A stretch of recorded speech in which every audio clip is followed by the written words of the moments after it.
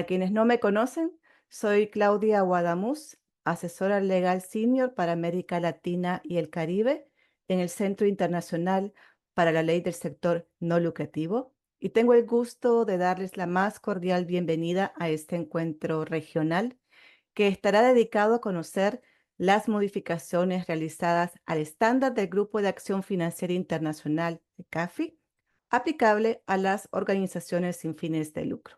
Muchas gracias, Claudia. Mi nombre, en efecto, soy Carlos Sierra. Yo trabajo para el CIPRODE en Honduras, una organización de derechos humanos, pero también en este momento estoy en representación de la red subregional de organizaciones civiles en Centroamérica, una red precisamente organizada alrededor de poder vigilar, analizar y reflexionar sobre los temas que tienen que ver con el ambiente habilitante de las organizaciones de sociedad civil en la región, cómo esto se estrecha o se va abriendo.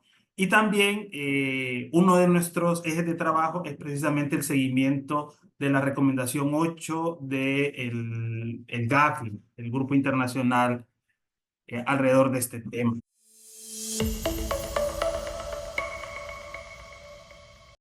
Gracias, Carlos. Muchas gracias también a Miguel por esa introducción al tema. Y ahora lo que voy a hacer entonces es explicarle un poco brevemente el antecedente en el que se dan tanto la creación de la recomendación 8 como las modificaciones a las cuales los colegas van a dedicarle más tiempo. Para quienes no conocen del tema, para quienes por primera vez se están familiarizando con el concepto de la recomendación 8, permítanme explicarle que este es el resultado del trabajo del Grupo de Acción Financiera Internacional. Pero ¿quién es este organismo? Para quienes no lo conocen, esta entidad es un organismo intergubernamental que tiene la responsabilidad de establecer y promover estándares globales para mitigar los riesgos relacionados al lavado de dinero y el financiamiento al terrorismo. El GAFI ha elaborado 40 recomendaciones para los países afiliados a fin de garantizar una respuesta global coordinada para la prevención de esos delitos. El GAFI formuló sus estándares para para prevenir el financiamiento del terrorismo después del 11 de septiembre, dedicando una recomendación en particular y completa para las organizaciones sin fines de lucro. Las recomendaciones especiales sobre el financiamiento del terrorismo del GAFI, en las que se incluye la recomendación 8, fueron aprobadas inicialmente en octubre del 2001.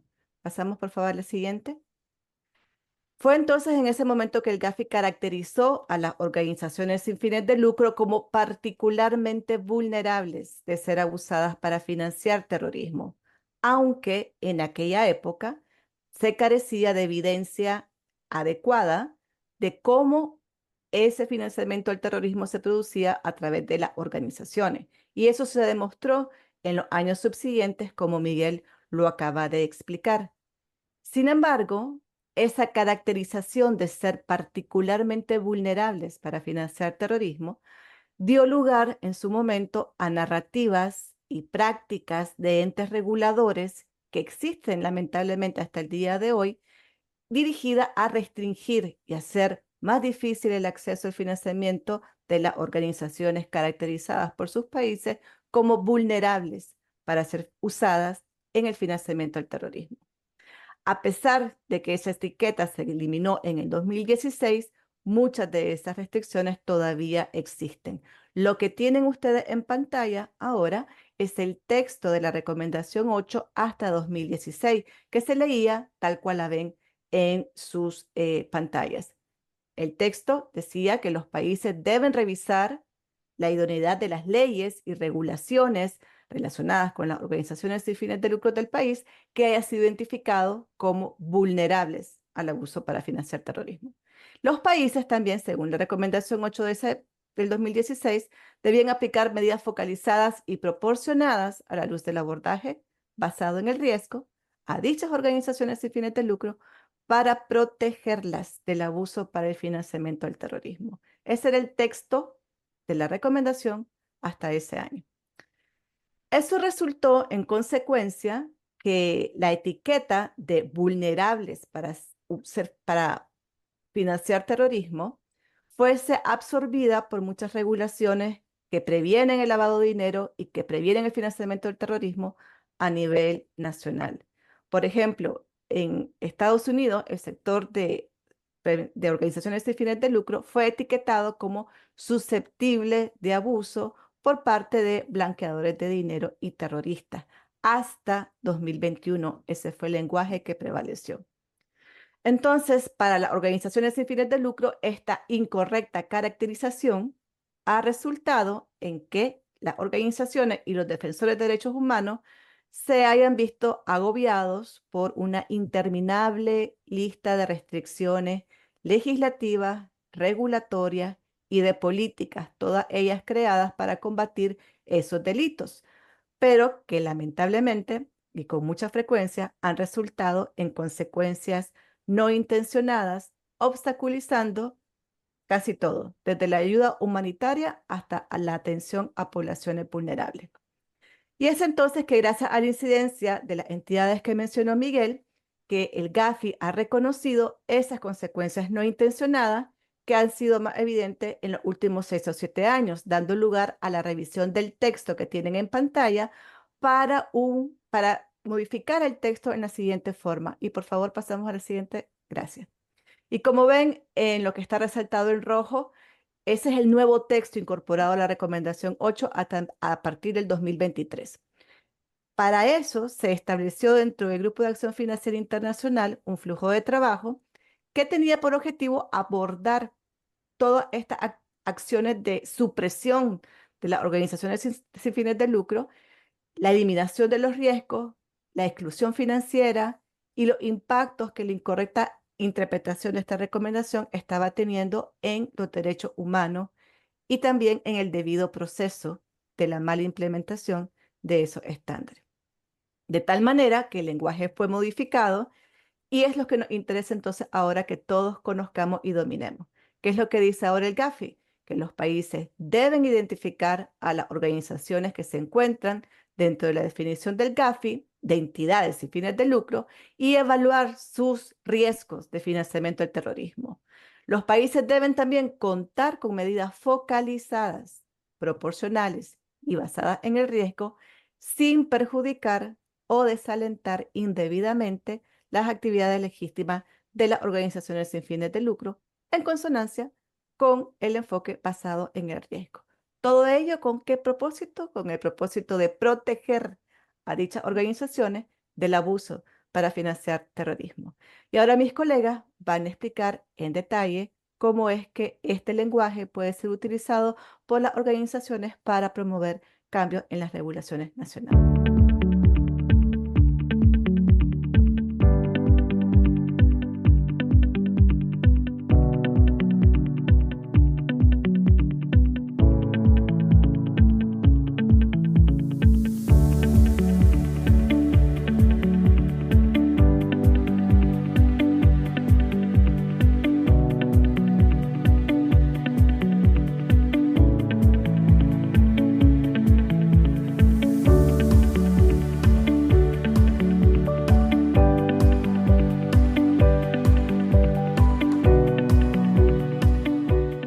El GAFI trabaja para identificar y analizar estas consecuencias no intencionadas y señala que los países de forma muy seguida aplican los estándares del GAFI basados en una falta de un enfoque basado en el riesgo. Y ahí cierro la cita. Es interesante señalarlo porque hay un reconocimiento de que hay consecuencias que no son las que el GAFI realmente buscaba generar. Hay consecuencias a partir de la mala aplicación de los estados, y las ha habido históricamente, desde consecuencias justamente denominadas no intencionadas, cuando los estados aplican o desarrollan normas y políticas no para afectar a la sociedad civil, sino en un intento genuino de regular, de cumplir con la recomendación. Lo que señala el Gafi, y es muy relevante por lo que va a venir en la actualización, es que la falta de un enfoque basado en el riesgo genera que no haya una adecuada regulación. ¿Qué se refiere a esto? La recomendación uno enfatiza que tiene que haber una evaluación del riesgo de aquellos sectores el riesgo en cuanto a financiamiento del terrorismo, de aquellos sectores para poder regularlos, para poder establecer políticas de protección. Y entonces se establecen las políticas. El problema en América Latina, en la mayoría de los países, es que se ha realizado al revés. Hemos realizado el establecimiento de políticas, hemos visto el establecimiento de políticas y normas en los diferentes países, para las organizaciones civiles, sin tener una evaluación del riesgo real que enfrentan las organizaciones. Entonces, evidentemente, esto ha generado, como podemos ver, no es sorpresa para nadie, que haya marcos que no son apropiados para la sociedad civil, que las sobreregulen, que en algún momento inclusive desincentiven sus actividades. Ahora, esto es en cuanto a consecuencias no intencionadas. Si bien el Gafi no se refiere a otro tipo de consecuencia en esta cita, sí está consciente de que hay algunos países donde se ha ido mucho más allá de consecuencias no intencionadas, como son los casos de Venezuela, el caso de Nicaragua, por ejemplo, donde hay un objetivo y hay una malversación, yo diría incluso una perversión en el uso de las normas para inhibir a la sociedad civil. Son casos más extremos, pero en los casos más generales vemos esto. Ahora, ya con relación a un poco más el proceso. Cuando inició la recomendación 8, tenía un enfoque mucho más universal de declarar a las organizaciones civiles como vulnerables a este fenómeno de financiamiento del terrorismo. Con el paso del tiempo, el propio Gafi, pues yo creo que justamente reconociendo la propia recomendación 1, ha ido mitigando esa visión. Y para 2016 ya era muy claro en dicha actualización que no era así, que no todas las organizaciones estaban en riesgo, que no todas las organizaciones de la sociedad civil incluidas en la definición del Gafi eran particularmente vulnerables. Sin embargo, eso no fue suficiente. No fue suficiente porque existen varios temas todavía pendientes que vamos a hablar ya cómo se abordó en esta última actualización, que todavía hacían que la recomendación 8 no cumpliera con su objetivo primordial, que es proteger a las organizaciones contra el financiamiento del terrorismo, a la vez que dejarlas hacer sus actividades legales. Entonces, para finalizar el comentario en esa parte, Carlos, recordemos ahora la otra parte, cómo es el proceso de actualización. El proceso de actualización, por supuesto, depende de Gafi. Sin embargo, algo que fue sumamente interesante es que el Gafi abrió la posibilidad a que la sociedad civil pudiera comentar y recomendar sobre esta actualización y también sobre el documento de buenas prácticas de esta recomendación. Ambos se actualizaron el año pasado. ¿Cuál fue el proceso? Bueno, el proceso no inició ahí. Como todos los procesos de incidencia, hay algunos puntos clave que yo creo que nos dan valiosas lecciones para la región y para los países. La incidencia social civil comenzó a través de la creación de redes globales que pudieran incidir en el gas. Que dichas redes tuvieran el conocimiento y manejaran el propio lenguaje del GAFI y conocieran y se informaran acerca de cuáles eran los efectos que se estaba teniendo la aplicación y realizaran propuestas técnicamente viables para su actualización. Tercero, pues empezar a realmente abrir espacios de diálogo con el GAFI, buscando funcionarios particularmente sensibles con la temática, participando en algunos espacios, a veces prácticamente en el cuarto de al lado de las plenarias, hasta que se fue dando más y más espacios. Y algo muy importante fue la inclusión de voces muy diversas. No me estoy refiriendo en este momento al trabajo de la coalición de organizaciones no lucrativas para el GAFI, y donde se incluyen voces muy diversas. Hay un liderazgo claro de algunas organizaciones como el propio ICNL, como Human Security Collective, Charity Security Network en Estados Unidos y en Europa. Sin embargo, también participan muchas organizaciones del sur global y eso creo que le da una pluralidad muy relevante a las. Por supuesto que hay miembros de organizaciones, habemos miembros de organizaciones de América Latina, pero también colegas de África, el Medio Oriente, del norte de África, del sudeste asiático, del este europeo, que reflejan los impactos globales que se están teniendo. Entonces, en resumen, te estoy contando el resumen de probablemente 10 años de trabajo. El resumen es que gracias al trabajo de todas estas personas y organizaciones, pues se ha llegado a una actualización de una recomendación que es sumamente relevante por su impacto a nivel global en la sociedad civil. Ahora, no es la versión perfecta ni definitiva. Creemos que todavía va a haber mucho más allá y necesita haber mucho más allá, pero es un paso significativo, como lo vamos a comentar.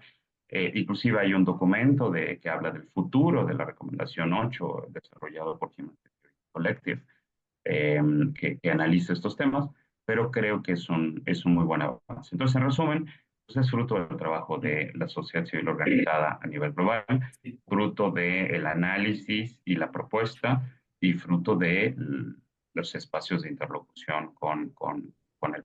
Pues bueno, Claudia nos acaba de hacer una muy buena resumen, pero voy a comentar acerca de justamente estos los efectos potenciales que se pueden tener y refiriéndome ya un poco más breve a los cambios, pero sí los voy a tocar.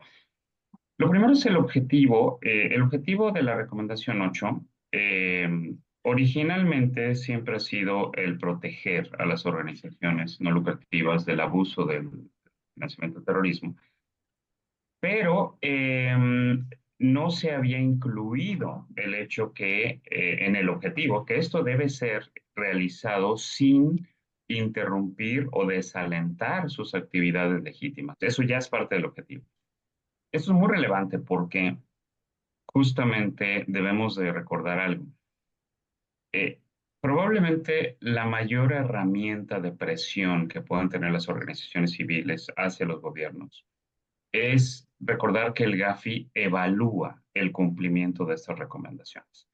Estas recomendaciones son evaluadas a través de ciclos de las que se denominan evaluaciones mutuas y coordinadas por GAFILAT en nuestro caso o GAFIC o CIFATAF en el caso del Caribe, donde grupos de asesores de estos organismos tipo GAFI regional van a los países y en los países evalúan el cumplimiento de las 40 recomendaciones, no solamente.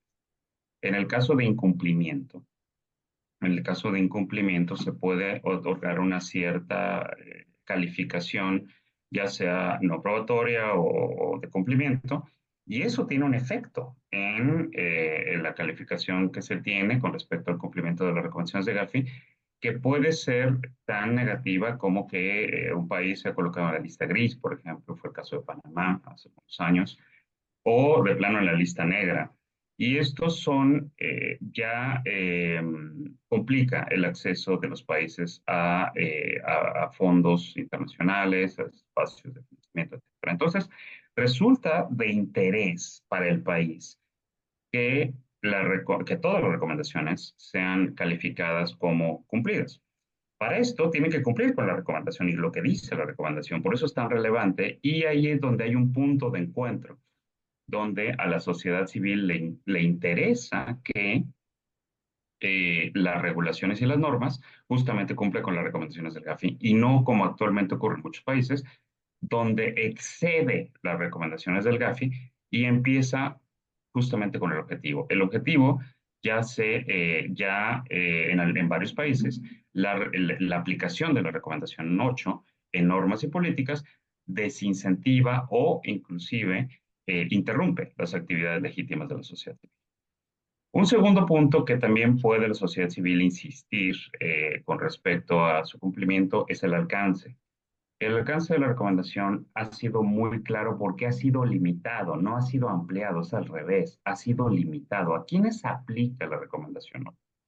Aplica solamente a un subgrupo dentro del gran sector de la sociedad civil, del sector de la sociedad civil que tiene Gafi, solamente un subgrupo de organizaciones serían aquellas que apliquen, no a todas las organizaciones. Entonces, se tiene que revisar cuál es esta definición acerca de organizaciones no lucrativas y hacerlo. Y eso se conecta con el tercer cambio, que es reconectar la recomendación con el enfoque basado en riesgo. Y esto implica que el foco de la regulación tiene que ser basado en evidencia que otorgue las evaluaciones de riesgo y no como si fuera un estigma, una clasificación que se da de inicio de que se concibe a todo el sector de sociedad civil como en riesgo alto.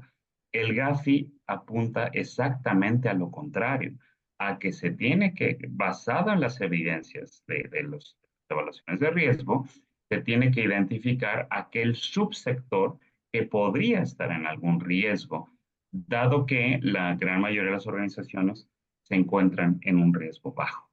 Solo como un ejemplo práctico, en la Evaluación Nacional de Riesgo realizada por el Gobierno de México, publicada en 2021, solamente se reconoció que no había ninguna organización en particular con un alto riesgo de financiamiento del terrorismo, por lo cual reconocían que todo el sector era de bajo riesgo. En el caso de una evaluación sectorial que colaboramos, en particular Gaby Pellón lideró para el Perú, se concluyó que había un subsector muy pequeño que podía tener algún riesgo, ¿no?, en el financiamiento del terrorismo, pero eso de nuevo se volvió a coincidir que la mayoría era un riesgo bajo. Y Ah, por último, los puntos importantes. Uno, las medidas. Las medidas de regulación necesitan ser enfocadas, proporcionadas y relevantes a los riesgos. No se trata de establecer cualquier tipo de medidas y mucho menos medidas que son para otros sectores inclusive. Y dos puntos muy relevantes que no había. La autorregulación. Se reconoce que para lidiar con los riesgos, las medidas de autorregulación ya existentes por las organizaciones civiles deben ser tomadas en cuenta en las medidas de mitigación de riesgo de la sociedad civil. No se trata nada más de fomentar la regulación, las políticas públicas, me refiero, sino también tomar en cuenta que hay algunos países que ya han avanzado bastante en temas de autorregulación. Los casos de Uruguay, por ejemplo, hay buenos ejemplos. El caso de ustedes mismos en Honduras con el apoyo de ICNL, México avanzado, Perú también está teniendo avances. Ya varios países están trabajando en este tema de autorregulación, Brasil mismo también. Y por Miguel, último, nada más para concluir, esto tiene relación con el documento de buenas prácticas. El documento de buenas prácticas que está asociado a esta recomendación también se actualizó e incluye no solamente ejemplos de buenas prácticas, sino ejemplos de malas prácticas, de qué es lo que no deberían de hacer los países. Eso es relevante. Entonces, con todos estos elementos, tomando en cuenta todos estos elementos, justamente nos sirven de guía de qué es lo que van a esperar los evaluadores. Si el marco regulatorio y el marco de políticas públicas, el marco normativo de un país va a ser evaluado y ese marco inhibe a la sociedad civil, ese marco no toma en cuenta el enfoque basado en riesgo, no reconoce las medidas de autorregulación, si ese marco no identifica cuál es el subsector en riesgo y hace una aplicación general, puede ser una causa para que haya una baja calificación en la recomendación 8, lo cual va en contra del interés del Estado, en contra del interés de la sociedad. Y un último tema es que, sobre todo al delimitar el alcance, se puede interpretar también ya que el hecho de considerar a todo un sector de sociedad civil como sujetos obligados de normas contra el terrorismo no está dentro de los estándares del GAFI. Y eso es muy relevante porque en muchos países de América Latina, incluyendo México, Perú, por mencionar solamente dos ejemplos, todas las organizaciones son sujetos obligados, sin importar el nivel de riesgo. Y eso no es lo que está apuntando el GAFI y que lo va a, por decirlo de alguna manera, no a castigar, pero lo va a evaluar de una mala manera a partir de ya este quinto ciclo de evaluaciones mutuas. Resulta interesante, ya está publicado el calendario de las evaluaciones mutuas para este quinto ciclo, que se puede consultar también en las páginas del GAFI. Eso es como comentario.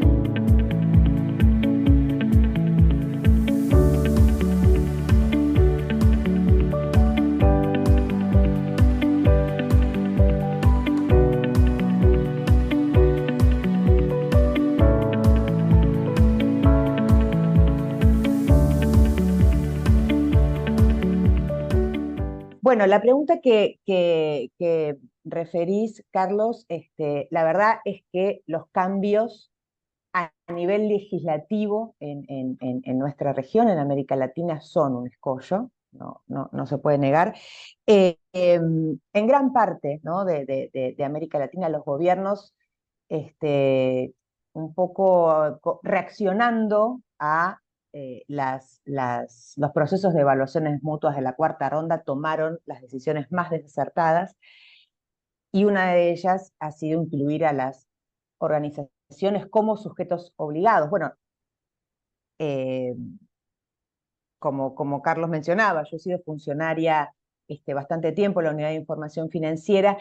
A veces cuando hay que cumplir un estándar y no se sabe bien cómo gestionar el trato con un sector que podría ser vulnerable, lo primero que hacen los funcionarios digamos, la primera reacción es decir, bueno, lo ingreso a la lista de sujetos obligados y hago un monitoreo muy parecido al monitoreo que hago con otros sectores, ¿no? Que ya conozco mejor. Entonces, como digo, estas decisiones han sido bastante desacertadas, y cuando esas decisiones, por ejemplo, se plasman en leyes que incluyen, digamos, la ley misma es muy taxativa sobre los sectores que son obligados en ese país a informar a la Unidad de Información Financiera. Bueno, la verdad es que resulta bastante complicado impulsar reformas para revertir la situación.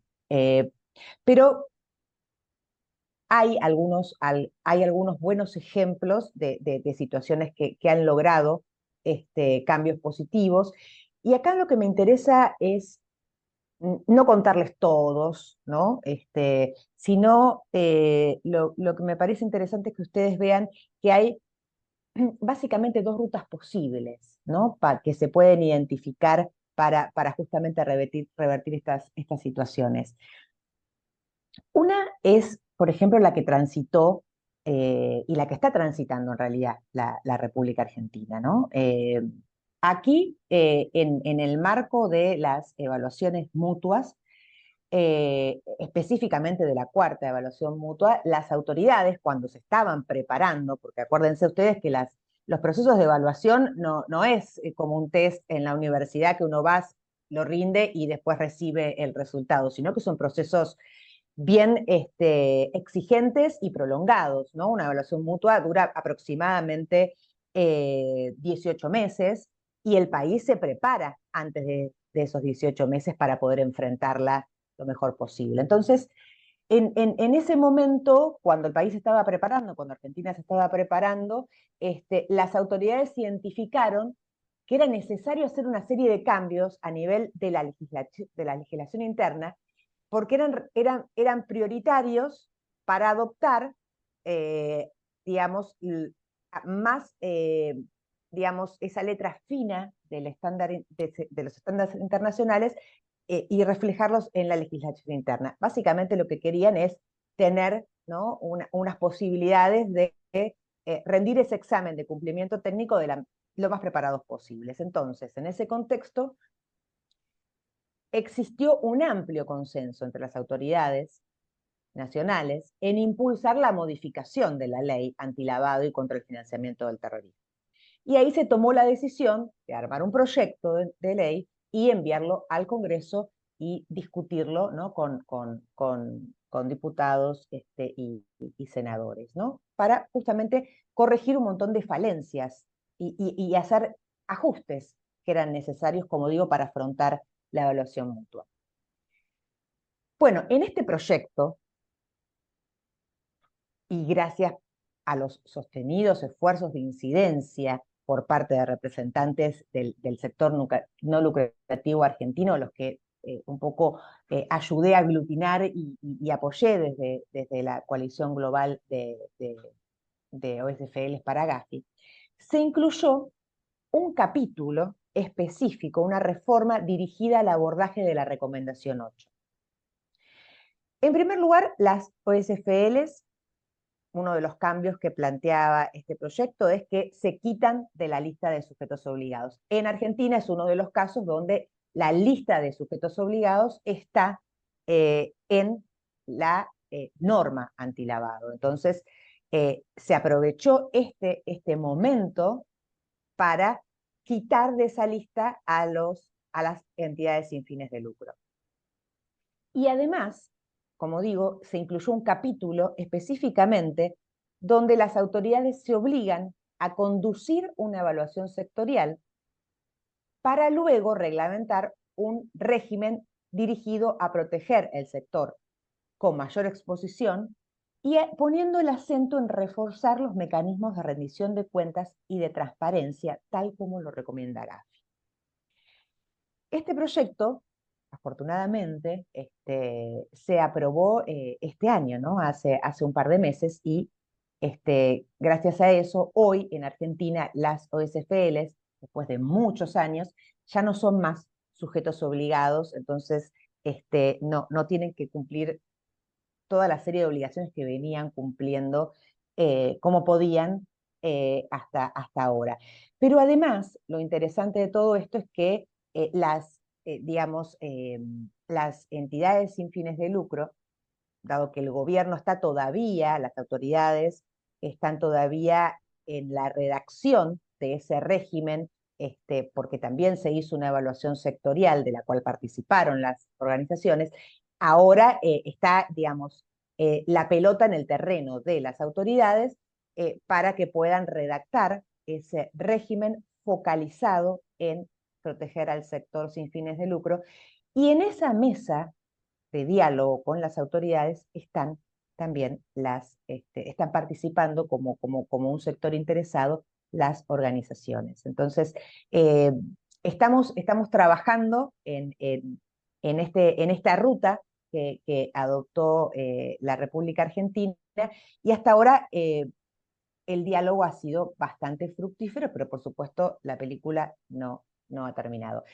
La segunda ruta posible para poder hacer una incidencia efectiva es colaborar, ¿no?, con las autoridades en la emisión, por ejemplo, de decretos, de resoluciones o de disposiciones administrativas de los organismos competentes cuando se puede aprovechar ese margen sin necesidad de una modificación legislativa. Esto en Argentina no era posible, porque digo, esto ya estaba en la ley, y uno con una legislación de menor rango no puede cambiar la ley, ¿no? Pero hay casos, por eso tenemos que estar muy atentos, en donde el organismo competente, sea la financiera, tiene esa facultad de poder elaborar y aprobar disposiciones administrativas o reglamentaciones de menor rango donde se aterrice lo que en la ley aparece como un título. Entonces ahí hay cierto margen, y esta ha sido un poco la decisión, por eso yo también les quería traer este ejemplo que ha tomado, por ejemplo, Paraguay, ¿no? Allí las autoridades competentes y los representantes también del sector no lucrativo colaboraron en un largo proceso, primero para hacer una evaluación sectorial de riesgos y luego para elaborar una reglamentación a nivel de CEPRELAD, que es la UIF de Paraguay, para que se adopte un esquema de segmentación de las obligaciones, o sea, no que todas tengan que cumplir con lo mismo, sino que haya un régimen segmentado. En el caso de Paraguay se emitió un reglamento en noviembre de 2022 que estuvo, digamos, en acuerdo, el sector no lucrativo participó, ¿no? Y de discutir ese borrador de reglamento,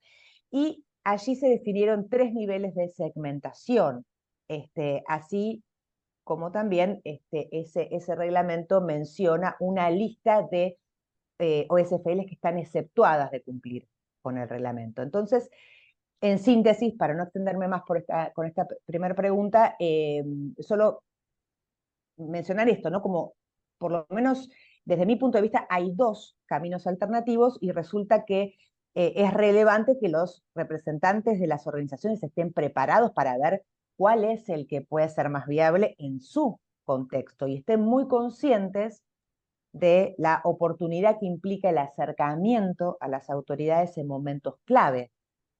¿Cuáles son los momentos clave? Bueno, los procesos de evaluación mutua, como decía Miguel hace un ratito, están el calendario de evaluaciones es de conocimiento público, está en la página del GAFI. Otro momento clave son las evaluaciones nacionales de riesgo, ¿sí? Que digamos, todos los países tienen que llevar a cabo y tienen que ir actualizando por lo menos cada 2 o 3 años, y las evaluaciones sectoriales. Y ojo que tengan en cuenta también, con esto termino, es que cada vez que un país hace una evaluación, lleva adelante una evaluación nacional de riesgo, eso luego se tiene que ver plasmado en una política pública, en lo que en Gafi se denomina la estrategia nacional. Es decir, ¿para qué hago la evaluación? Para identificar cuáles son los riesgos, y entonces, una vez que conozco cuáles son los riesgos, lo que tengo que hacer es un plan de acción con medidas mitigadoras para poder abordarlos. Eso, a nivel de la jerga del GAFI, se llama la Estrategia Nacional, que no es ni más ni menos que una política pública en materia de prevención, de lavado y de financiamiento del terrorismo. Sí, creo que claramente los espacios de diálogo son posibles, porque bueno, digamos, he acompañado varios espacios de diálogos, y hay como una conciencia, ¿no? De las partes, y esto gracias a los esfuerzos tan sostenidos de ustedes en cada uno de los países, de la coalición global a nivel del GAFI, de algunos que también hemos estado empujando a las autoridades de Gafilat, y esto ha tenido un eco, ¿no? en los gobiernos de la región. Gracias a todos esos esfuerzos que, digo, es muy importante mencionarlo, porque a veces uno se siente un poco cansado, ¿no? De tanto empujar, pero digo, todo esto ha provocado algunos cambios positivos, y esto es que hoy es mucho más claro que este tipo de problemas y este tipo de estándares no se resuelven con la voluntad unilateral del gobierno, porque es algo complejo. Eh, digamos, digo, cuando uno piensa, por ejemplo, les doy el caso de una evaluación sectorial, ¿no? Uno dice, bueno, el GAFI les exige a los estados que hagan evaluaciones para medir riesgos, que identifiquen cuáles organizaciones están dentro del concepto del GAFI, y luego digan, bueno, a ver, de las que están dentro de la definición funcional de GAFI, ustedes, gobiernos, tienen que separar la paja del trigo, cuáles están más expuestas a riesgos de financiamiento y cuáles menos. O sea, esto es algo muy difícil de hacer. Tengo alguna experiencia en conducir evaluaciones, y les aseguro que es muy difícil de cumplir ese estándar. ¿Por qué? Primero porque el estándar no está pensado, ¿no? para países como los nuestros, como los países de América Latina. Está pensado para otro tipo de países como Reino Unido, donde tienen otra tradición en el derecho, donde hay organismos gubernamentales que regulan a nivel nacional y tienen como un conocimiento muy específico de las actividades, de los fondos, del tipo de donantes. Eso no pasa en América Latina y creo que en el Caribe tampoco. Entonces, tratar de cumplir ese estándar hoy por hoy está muy claro que no se puede hacer solo un funcionario sentado en su escritorio, sino que necesita, ¿sí? Necesita colaborar con el sector no lucrativo.